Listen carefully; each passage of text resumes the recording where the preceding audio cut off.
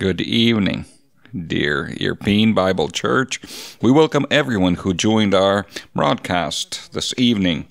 And it will not be a mistake to tell you that we have a new trend in the world. Online training, online education. You don't have a need today to physically apply to some school. You can go to online platform and be registered as a student of some prestigious school. So, we have a question, and this is a question for our discussion today. Do we have a need, and is it important for a Christian to apply and physically go to a seminary? Before we begin our discussion, I'd like to introduce all participants of our discussion today. Some have already gone through seminary training, some are still studying, and a little later we'll talk about this some more, but I'd like to introduce those who would be answering our questions today. That would be Kristina Bolohova, Ilya Kordun, Dmitry Kurat, and Igor Fostenko. So, friends, how did you choose your seminary, and what seminary you have gone to graduate or to study? Please. I will start.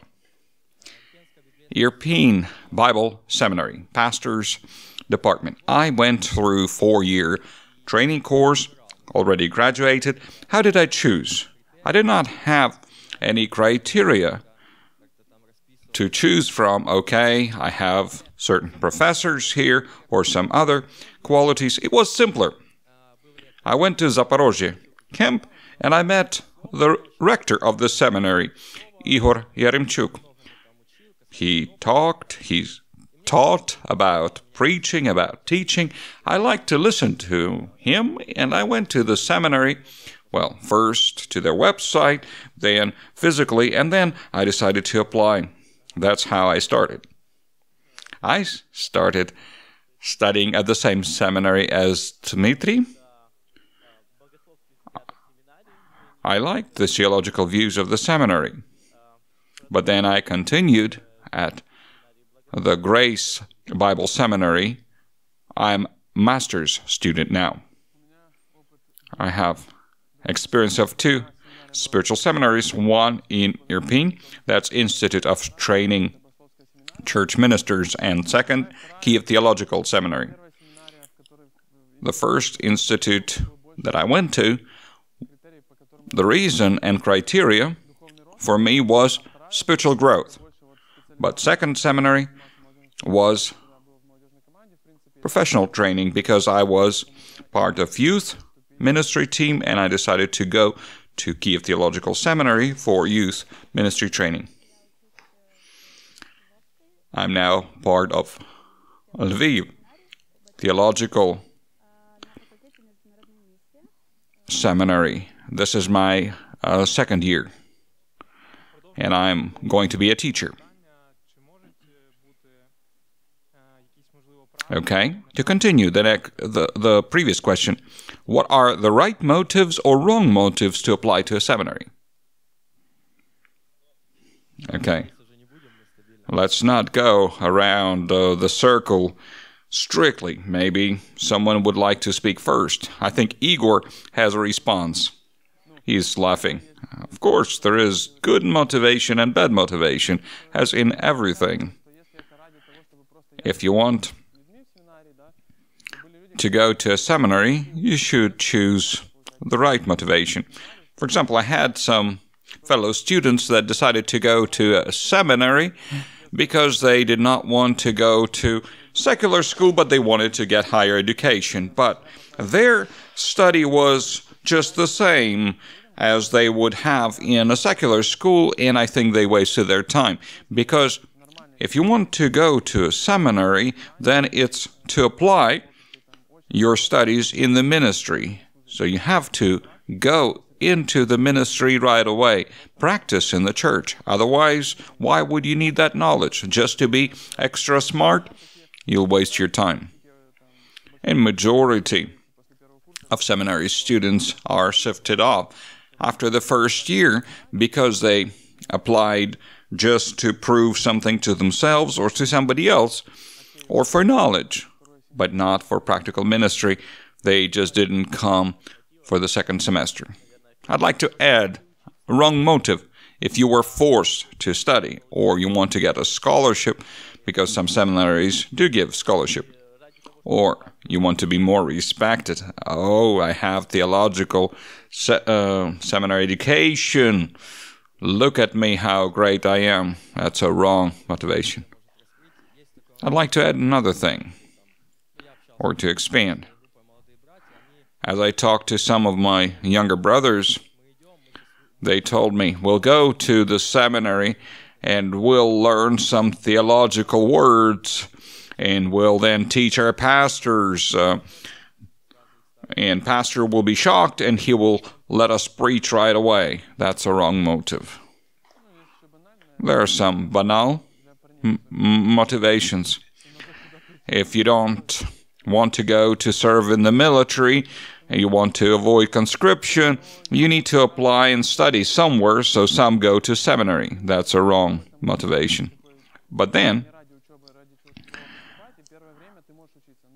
if you have the wrong motivation in the beginning, you might study well, but then you'll drop out. After the first year, I got married, and I took a year off. I took a leave of absence, and then I returned to the seminary 2 years later, because I wanted to be in ministry. I wanted to study, to serve, and these topics were important. I was motivated. Majority of students who do take a year off never come back.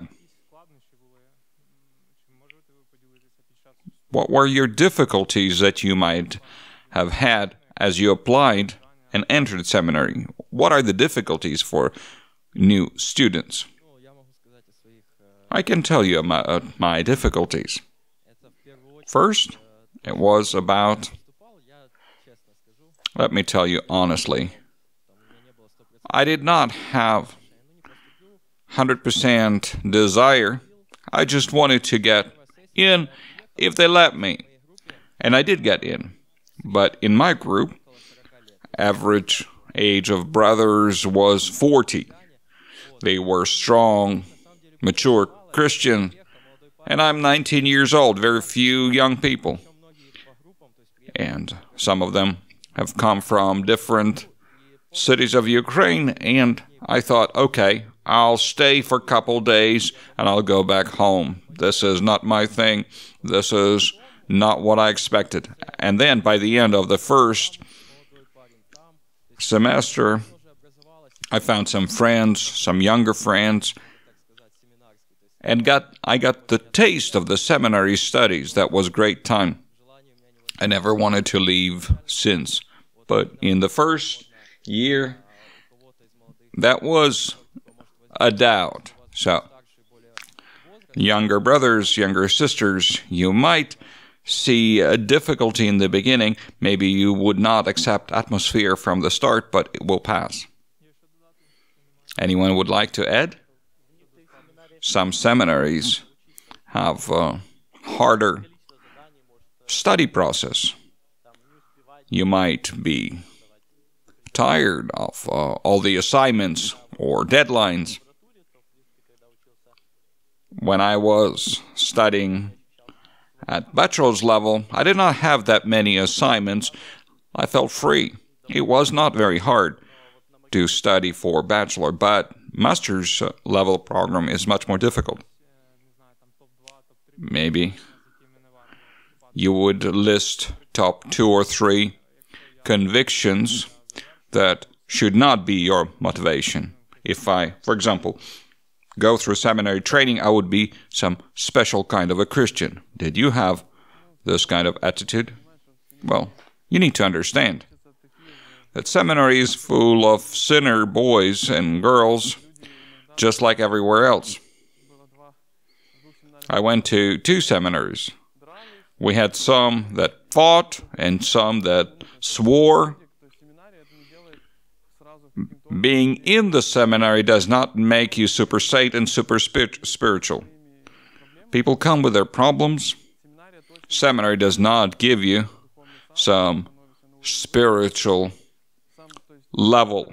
You need to grow in your relationship with Jesus. Seminary just gives you more understanding what you believe in. So you could speak to unbelievers, you could speak to young people, you could preach, but spiritual growth is done only in relationship with God. And you don't need to know all theological truth to have close relationship with God. For me, I felt if I go to the seminary, year 1, that would be level 1. And I would be very strong Christian by the end of the 4th year. I get up in the morning, I don't want to eat, I want to read the Bible and pray, and then maybe after 1 hour of spiritual exercise, I would have some hunger. But that did not happen. When you have a lot of studies and informational overload, you have even less time for devotion. And you realize, after 1 week of listening to spiritual subjects, you have not found time for devotion, for personal relationship with God. So actually, this is something to be focused on, close relationship with God. My personal conviction is that seminary is not for the time of spiritual crisis. Seminary is for people who want to grow spiritually, when they accept everything and they do improve. Seminary is not a place to change your life. Studies will not help. I had a friend. We studied together, but it was very hard to wake him up in the morning to go to classes. Because if people go to seminary for spiritual growth, that would not happen. If you want spiritual growth, you need to read the Bible, you need to pray, you need one-on-one mentoring process, and mentor will help you. And then seminary will help you in your spiritual growth. But you don't need to get into this kind of trap that if you go to seminary, then God will elevate you to 7th heaven. You'd pray like never before. When I applied to Kiev Theological Seminary, there was one teacher, and she taught us how to write, how to learn. I had a lot of writing to do. My fingers hurt.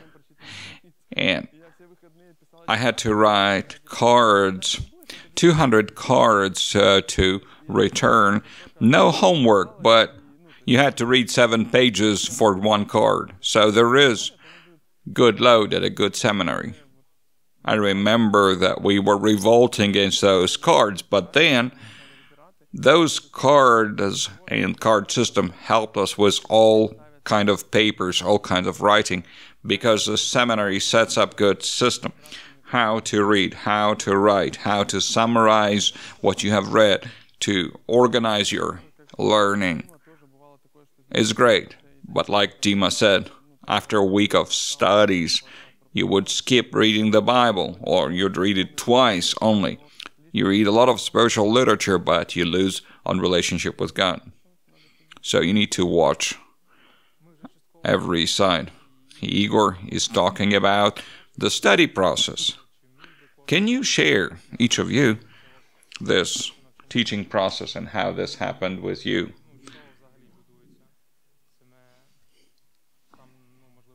When you look at one semester, what are the components? What are your assignments? What are the difficulties?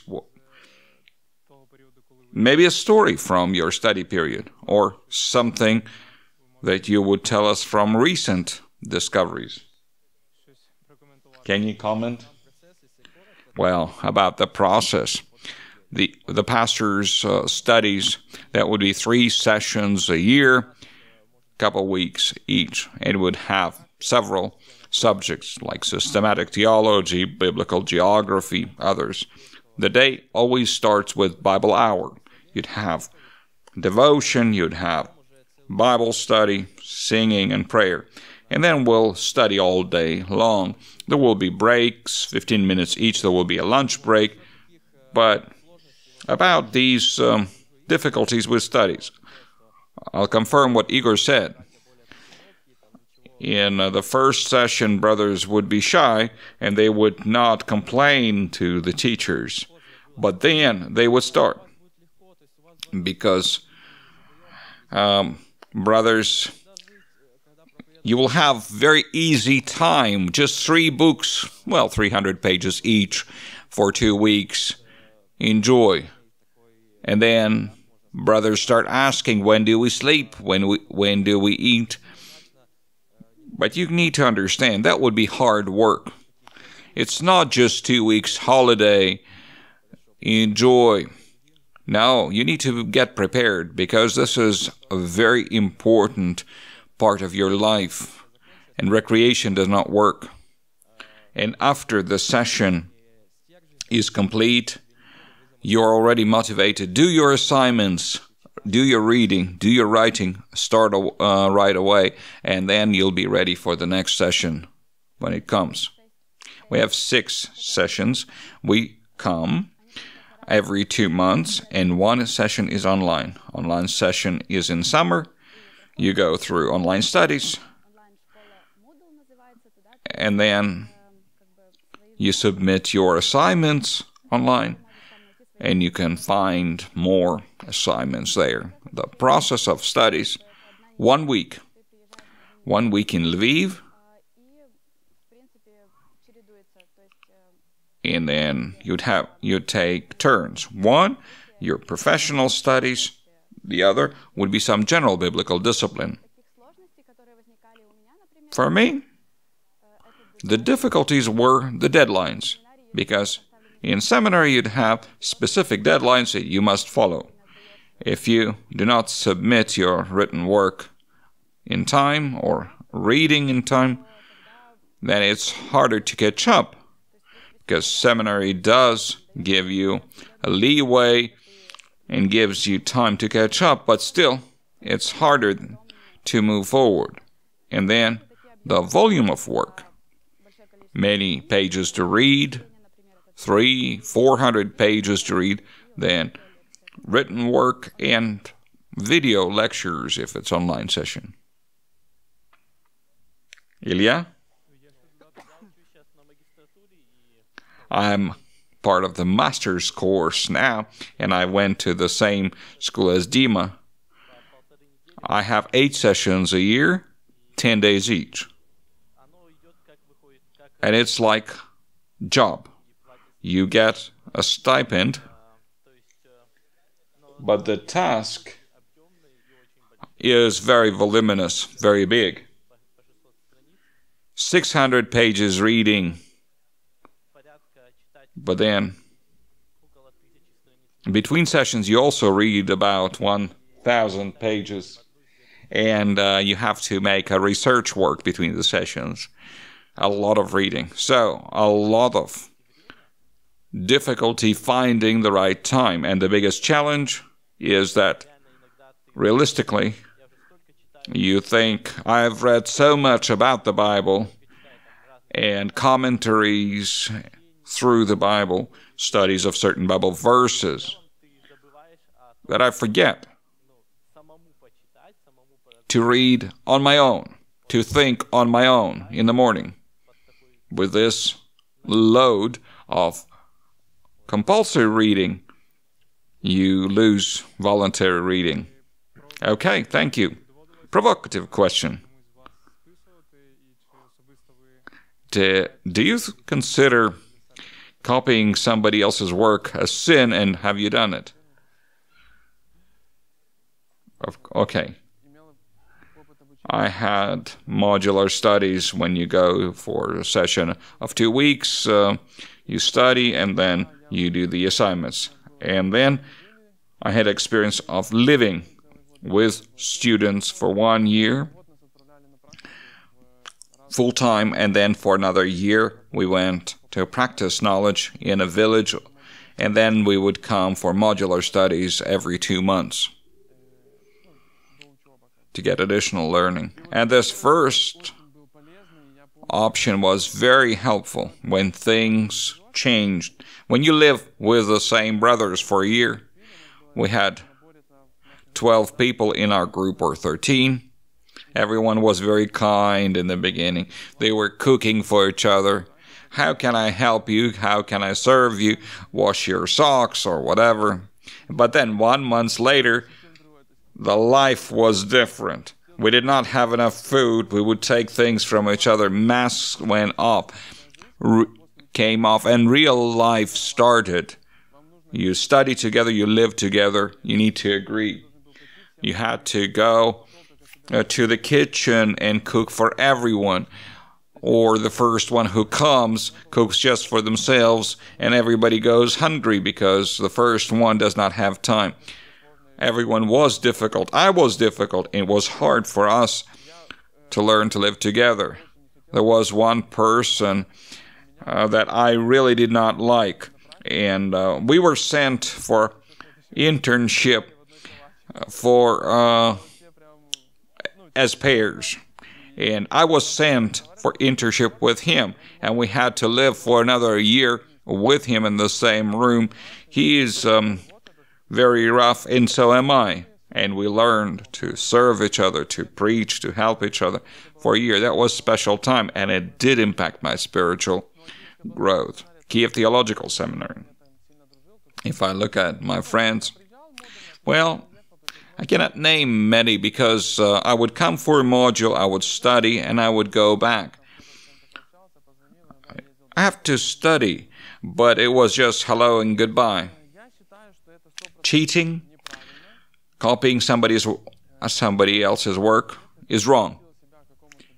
I think it's wrong because if you dedicate yourself to studies, then study. And if you don't know something, don't lie to your teacher that you do know. That was a spiritual problem. There were some spiritual brothers that enjoyed telling spiritual stories, but when you sit at exam and he watches your writing, then it's different. In America, cheating is wrong. And then if someone tries to copy your work, then you would report it to the teacher. American teachers are not watching people do their work. And our mentality is cheat your way through. If you didn't study, my idea, say, I have not learned, not just cheat and lie to the teacher. One of our teachers said, if we have a test or exam, we have 2 grades. One is before God. Even if you write and get a 0, but you don't copy from somebody else, you get an A with God. The second grade is not as important. It is important, but the priority is not to cheat. And just like Igor said, I agree with him. Cheating is wrong. It's lying.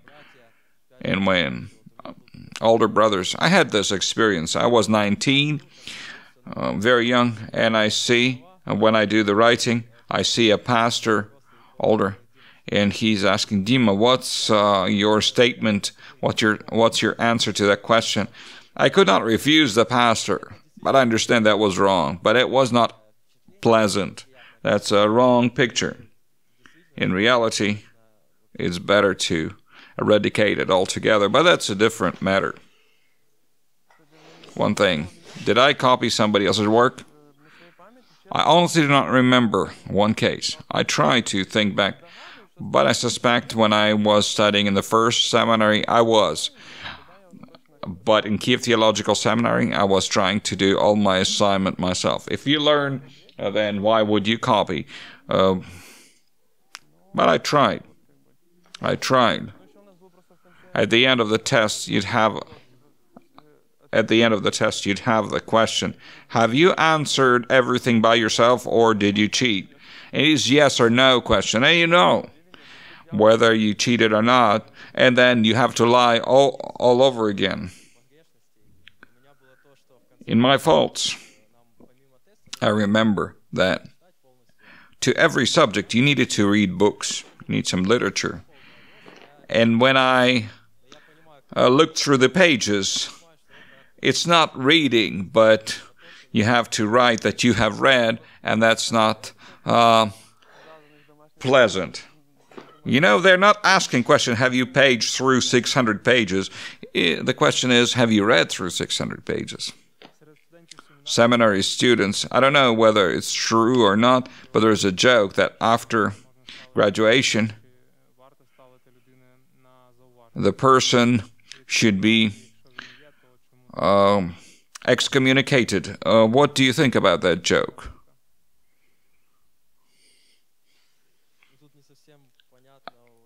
I don't understand this question. Some young brothers, when they have learned something in the seminary, they start accusing older brothers of some wrong statement. Or if they have studied some song theologically, and they realize that some words are wrong theologically, then they complain about this later. Or when the choir sings the song, they would keep quiet, although they are part of the choir. So I think this is one of the reasons why someone says that you need to be excommunicated after the seminary. Pastor Mykola Romaniuk was ordained at some point, and he said, it's one thing to know, the other thing is to apply the knowledge. So this phrase is about application. If a person after the seminary starts arguing with a pastor, that's wrong. I had a friend who really was excommunicated because he went to a village church and he started saying that pastor was wrong in everything because he didn't go to the seminary. So if you see that pastor does not understand something, give him a book. Sit down and talk. But he would go back to the seminary and say, okay, I've been fighting the pastor and I had real problem with him. So the seminary assigned him to go and find peace with the pastor before he would continue his studies. Because if such jealous brothers start making riot at the church, then why would you go and study at all? Some theological things are not of the prime importance. If you learn something, try to explain something to people, but don't cut everything and everyone just because you've learned something new. I think you can compare seminary to a tool that should be applied properly, like a shovel. You can dig the ground, or you can hit someone on the head with the same shovel. So, seminary knowledge sometimes is misapplied. If you have the truth, you can deliver it softly, or you can start fighting people with the truth. Right now, you need to change because I've learned something. Very often, seminary students become people who bring quarrels to the church. But then, the seminary knowledge is not always true. Every information should be filtered. And every information should be delivered in spirit of love. Always. I think we need to understand that. All right, to continue this topic about the knowledge, the Bible tells us that the knowledge can puff you up. And so they can become a source of your pride. So as we obtain the knowledge, how do we not become the type of individuals who look down on other people? I think it's motivation. It depends on the motivation that drives you to go to education.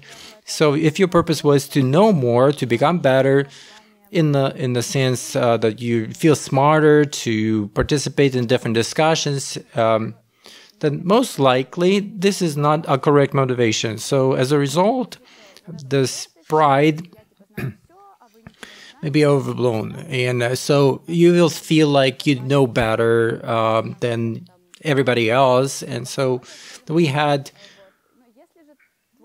those cases as well. But if your motivation is to change your values, is to grow, if you hold on to that, I believe that you will be changed, and you will not have this pride to say that I know it all.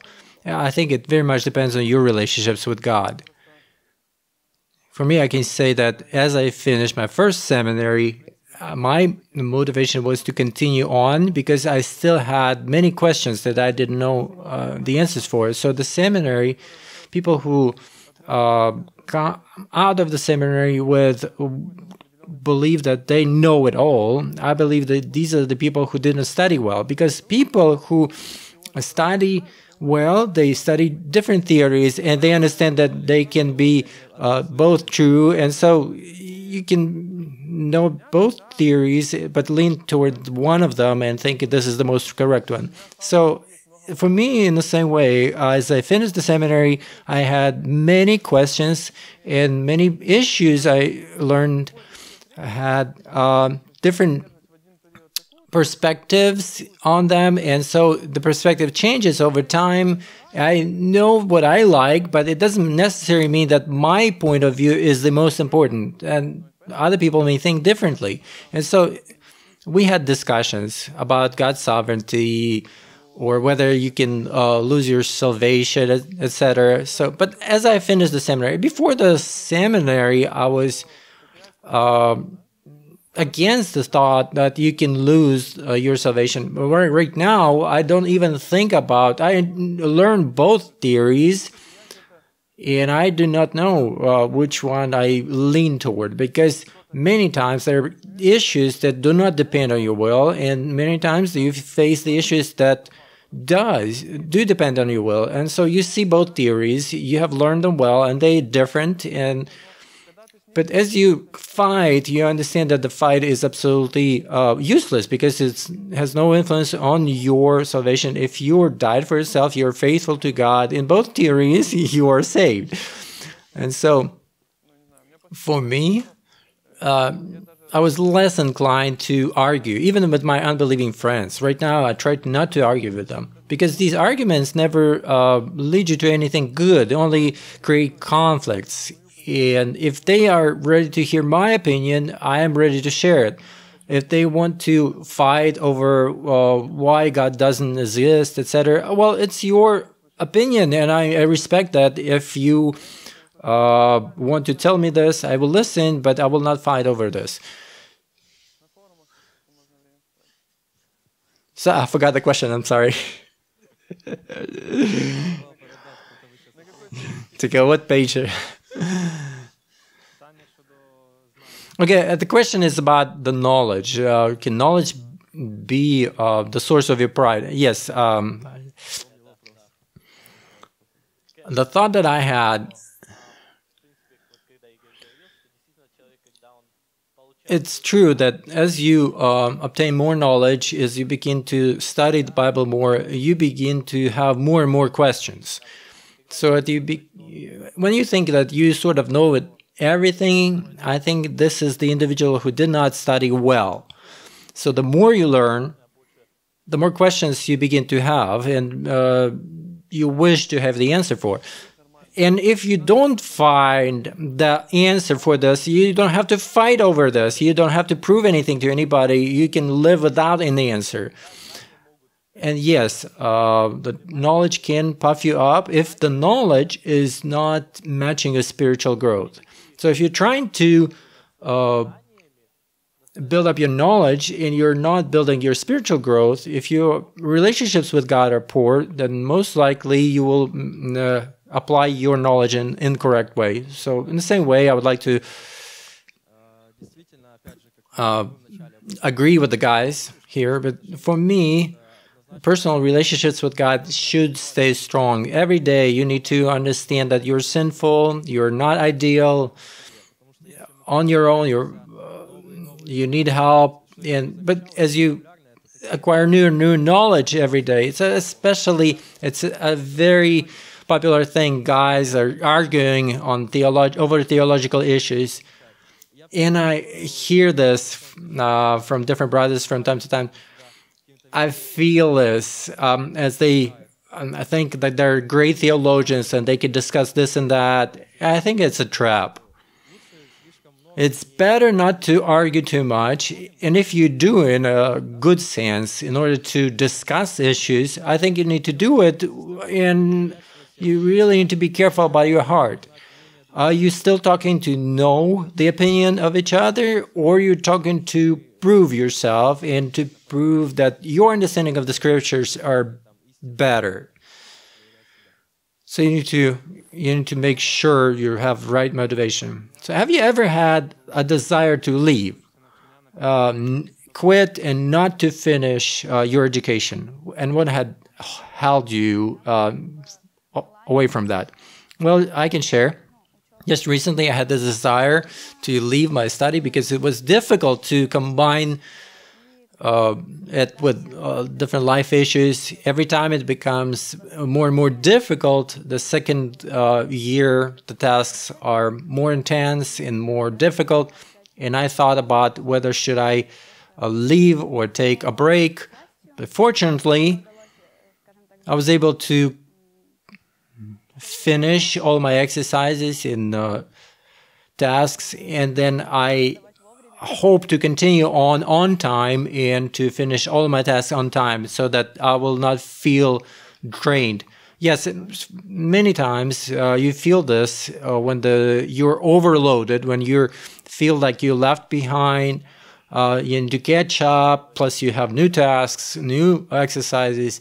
In times like that, I felt maybe I should quit. I am tired. I need to have some rest and to relax. What helps to stay and to continue is understanding that you have a goal, and this is the goal you're pursuing. You're moving forward. At the fourth year of my education, I had, way too many unfulfilled and completed tasks, very difficult tasks. And so I prayed, and I knew that the time is short and it was difficult, and I felt like maybe I should not quit, but maybe I should make a break. And I just knew that if I make a break, take this break, I will not come back to it. And so many times you just need to pray and trust God that you will finish it. And so I praise God for doing so. So before every single time of exams, I had this desire. In Kiev Theological Seminary, as I studied before the exams, you wish to quit because you have not finished your homework and you have to study, you have to read what you have missed, and then you need to pass the exams. And so the very last day you had the exam and you still had some time to catch up. And what was what was exciting for me is like Pasha Ostoy would challenge me, like, will you go to the exams? And at times I felt like, okay, a night before going to the exams, I will not go. But Vasily would call me and say, you can manage, you need to go. And then as I would go, as I stay, as I would go through exams, I felt like it's great. It's great that I am here. And so in the breaks, you relax, you think, okay, oh, it's so difficult, the ministry, the education, and then you begin to think, maybe it is a good time to stop, maybe it's a good time to take a break. However, it's motivation is plain and simple, it's laziness. Every time you go, you begin to understand that you can manage. You can manage, you do it well, you go through exams, then you can go back home, you relax. So since I studied in Kiev, I did my homework. To go to Kiev Theological Seminary from Irpin, it took me about an hour and 40 minutes. So it adds up to about 3 hours of time to do the homework. Well, I was commuting back and forth. I could read, I could write stuff. So especially with music in my earphones, I could read. So I would travel back and forth. There's no other choice but to study, to do something, because otherwise you kill this time. So that was very helpful for me. So how did the seminary influence your life or your spiritual growth? How do you feel? Well, I can tell you, in the beginning, as I mentioned, that you should not be hoping too much that you will become an extra spiritual individual, elevated to the seventh heaven. You need to understand that the knowledge will be granted. However, you need to grow spiritually, and you need to develop your relationships with God. So practically, issues that did influence me, that the knowledge that I've obtained was helpful, like systematic theology, homiletics, and other subjects. So this was helpful, and it works. Later on, you will be able to use it in the sermons, in your conversations with non-believers, especially with apologetics. But it's very important to invest yourself into studying. The better you do it, the more beneficial it is. So do you feel like your education had helped you to become more effective in your ministry? Does your education provide any support? I think it gives you more confidence. And I think that as I study, I understood how I need to serve, why I need to serve. And so it provides confidence that as you serve, you can share, because a certain level of basic knowledge that you need to have, you're 100% sure of that knowledge. You're 100% sure of grace, of salvation, salvation by faith, and etc. So you can simply trust God and serve. And so in practical ways, different subjects help you during the service. So you know how to prepare yourself. You know how to read the scriptures. So it is beneficial for every Christian, even if you do not preach. So there are multiple subjects that help you to obtain right approach to the scriptures, to be able to analyze it well, to obtain greater spiritual help and benefit. I would say that education in the seminary is for the people who want to serve, who want to be in the ministry. Once upon a time, I was into snowboarding. I bought a snowboard and the shoes and a helmet. So I bought the equipment that will make my snowboarding time a fun time, helpful equipment. But imagine me wearing all of that on everyday basis. So if you do not practice this, why do you need this? So in the same way with the seminary education, if you don't study, if you do not practice this, it's a very inconvenient load. So many times people begin to wear this smart mask, and people, as they observe this individual, they think, okay, you're different now. You're different from your lifestyle. You're different from your behavior, everyday behavior. So usually people like that, they evoke controversial reaction. So the seminary, I would say, is a place to equip you for ministry, for serving. It equips you with instruments for ministry. So it was helpful for me as I, for instance, led the home group Bible study. I studied different subjects. Then we discussed that during the home groups. And so practically it was applicable. I used it right away and I liked it a lot. As you study it but you don't apply it, it's very inconvenient. And so this is an equipment for future service, for future ministry. to do it, the work of the ministry correctly, to communicate truth well, and in the conflicting situations.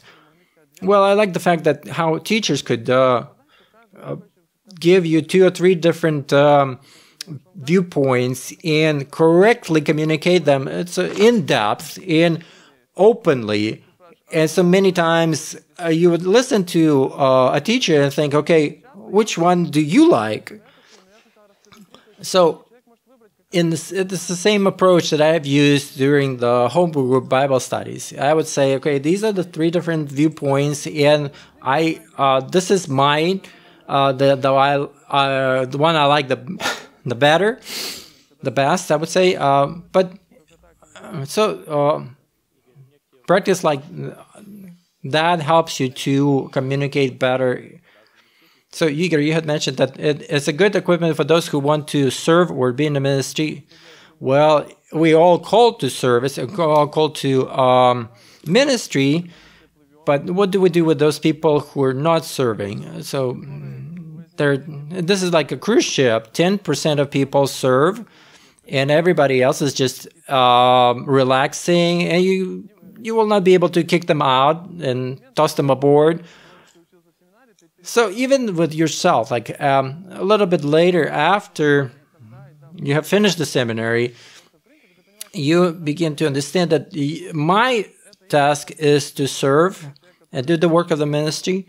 And so as you grow in your relationships, this is your reaction to your spiritual growth and to what Jesus has done for you. And as Jesus saved you, He gave His life for me. And so this is my natural reaction. I cannot be just invertly oriented and closed. Well, there are lots of people who are have never been to any seminary, but they are good preachers, good Christians, good teachers. But there's conversely, there are lots of people who have gone through master's degree with 10 seminaries, but they have stuck in the seminaries. They have very little practice.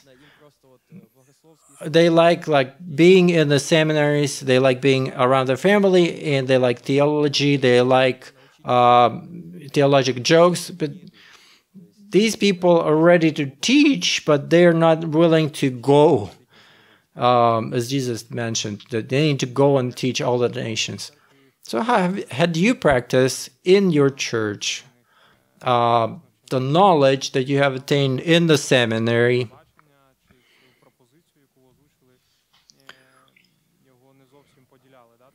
How would you react to the vision or proposals or understandings that were not commonly shared among the congregation or among the team of your ministers? I was in the youth ministry. I was in the youth division ministry. We read the book by Doug Phills. I will not remember the topic. I was really fired up, and I thought, like, why don't we do it in our church? So I was the second in my team of leaders. I remember I came back and I began to say, you're not doing it right. You need to do this and that. And so at some point, I remember Zhenya was a leader of youth ministry, and we met. And he talked to me and he said, you're overly excited after these exams in your seminary. You were so forceful. Well, I then come to understanding that this was just my problem. I did not manage to communicate thought very well. Then as a team, we read the book, we communicated, we discussed, and we were excited about this one idea. Then we moved forward as a group. So that was both positive and negative experience. I don't think it's a single experience, but many people think, especially with young people, when they obtain a lot of information, they come home after the exams and they say, okay, I'm ready to teach dichotomy or trichotomy to a non-believer even. But you need to be humble and communicate in love as you communicate with your brothers and sisters and pastors. I think you need to understand that the reason for speaking should be love.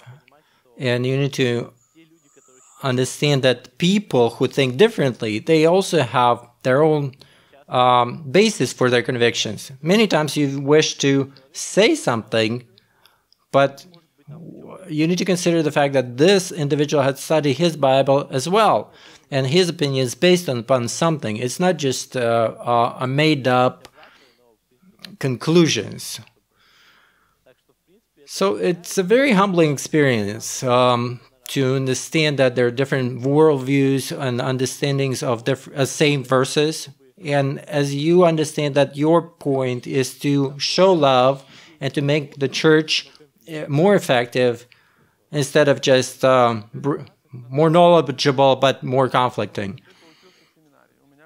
In my case, I have observed that when I had a dialogue with a church member who is a church member for a long, long time, and so once he voiced an opinion that was not absolutely clear, even according to the scripture. So it was from Exodus about the Passover. I voiced my opinion, and then I invited him to study this idea. So because I thought like maybe this is not very clear.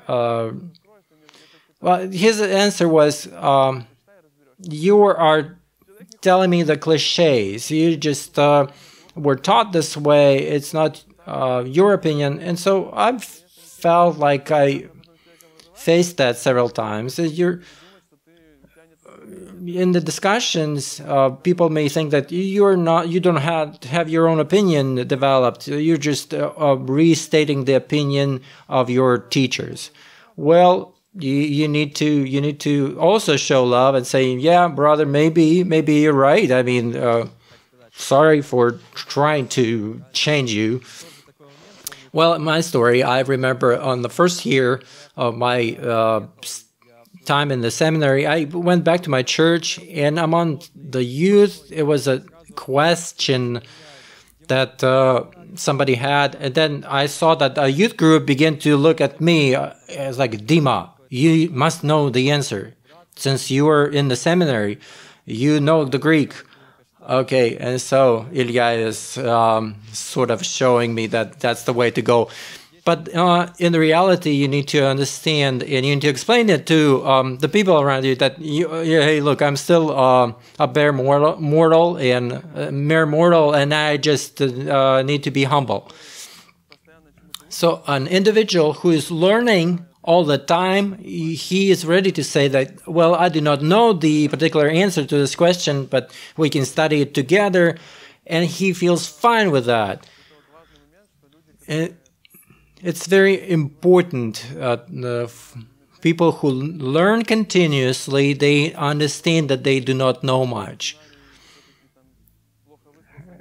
So you're very humble about this. You know that in the seminary you probably have overheard or did not listen well or did not study well, and you need to study it again even in the seminary. But I think the best training for me was as I prepared for the home group Bible studies. As you study the chapter or a portion from the scriptures on your own, the seminary would motivate you, but then you can read so much that you can be basically driven away from the truth. I think it's very important because right now you can find a lot of Christian literature and pseudo-Christian literature. So the seminary puts in some nice boundaries for you, so you understand what is acceptable. Yes, I mean, many times I take the book, I read it just superficially. I understand that, okay, these are not quite the thoughts that I would agree with, and so I'm not trying to argue it, I just set it aside. So for me personally, what I took as a practice for myself and that I shared with my home group is the document of spiritual responsibility is the document of spiritual. The responsibility is the document where you write your 3 main points in your ministry, in your education, and in your work, in your career. So you write those, and you write the sub-points, the sub-goals that you would like to achieve in the ministry. And then you progress through stages of how you can achieve this. For me, it was a very interesting and valuable instrument. I began to use it in my life. My first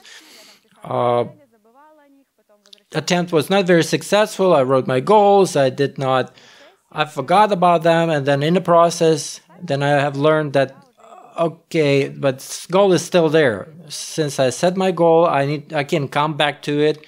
And I need to come back to the steps and just fulfill them. So I shared that on my home group Bible study that this is a helpful tool. We have partially mentioned that there are some Christians who do not wish to serve or be in the ministry. We're not trying to discuss this right now, but there are those who have finished the seminary and they feel this lack of desire to be in the ministry. Why do you think that happens? Why do you think that people do not move into practically applying their knowledge? Well, the first response I have is about the sense of personal importance. Young people, as they finish seminary, and from the spot where they sit, as they listen to the sermons, they are ready to tell you everything. The homiletic thought, the incorrect arguments, they're ready to do this, ready to do that, but they're not ready to go up the stage and preach because they know that they will be criticized. But they have finished the seminary. They feel that they deserve this respect, so they are not ready to be challenged. So the sense of importance is not there. Is fake, so you're not ready to challenge this. And so the seminary education is not is not a guarantee of you being right all the time. So the older brothers, as they communicate different comments to you, I think you need to accept that with humility. You need to try and you need to go into the ministry. Well, I think wrong motivation, I believe, can be the case. I think that's why people do not, they wish to be wise among their friends, but they are not willing to serve. Unfortunately, there are cases when people are held away from ministry, when older brothers were keeping and not allowing for the younger brothers to do the work of the ministry. So unfortunately, that happens too. The question to conclude. Considering everything we already discussed, would you advise people that are considering seminary studies, would you actually advise them to go and study at the seminary? This is your opportunity to advertise your seminary, the place of your studies. Unfortunately, Institute of Training Church Ministers is closed, but I would advise every Christian to go through it. This is a school that you would never forget, a training that would impact you. That was special time. Many people who are youth leaders throughout our region or pastors of churches have gone through the training. Sasha Kalishuk, Pavlinchuk, Basenko in Khmelnytsky region, Sergei Solahub. Many people who've gone through this institute, and that was special approach and special time. But it's not working anymore. I would still advise you to go and study. It's very good if in the church you have educated ministers. Because first of all, that is important. For our society, it's important to have education. when you're saying something and then you have studied somewhere, people accept your words with bigger depth. If you want to minister at the church, if you want to be a pastor or hold some other position, it's very good to have pastoral education. Many things you will learn over the years. Maybe it will take you decades to learn things, and you could learn at the seminary before. Each path is important, but if you can learn ahead and be prepared for the ministry in the seminary, that would be better. You don't have to go and study in the school for 5-7 years. You can take a module, one at a time, and gain your spiritual education. That will increase your circle of Christian fellowship, especially if you don't have Christian friends where you could learn together. Seminary is a place for debate, discussion. You can argue your 100 opinions. In some cases, your wings would be clipped. In some cases, you would spread your wings. But it won't hurt anyone, because all debates and discussions and disagreements at the seminary will be okay. I advise young people to go and apply, but not right away. Only when you understand that this is for your ministry. Don't go if you have nothing to do.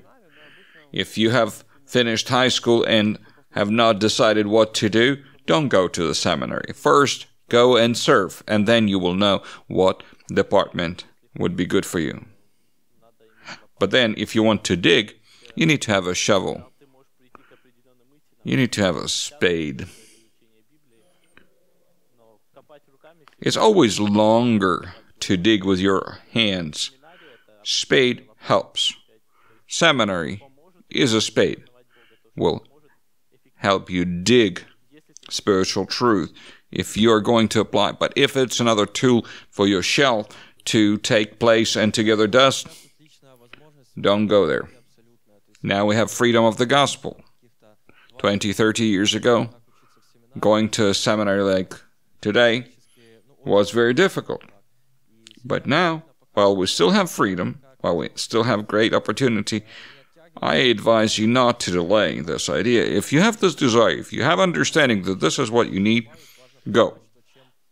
The older we become, the more difficult it is for us to accept new information. The younger we are, the better we remember certain lessons, certain disciplines. Learning will be easier now compared to the age of 40 or 50. You can learn then as well, but it will be harder. I had some students in my group that learned things over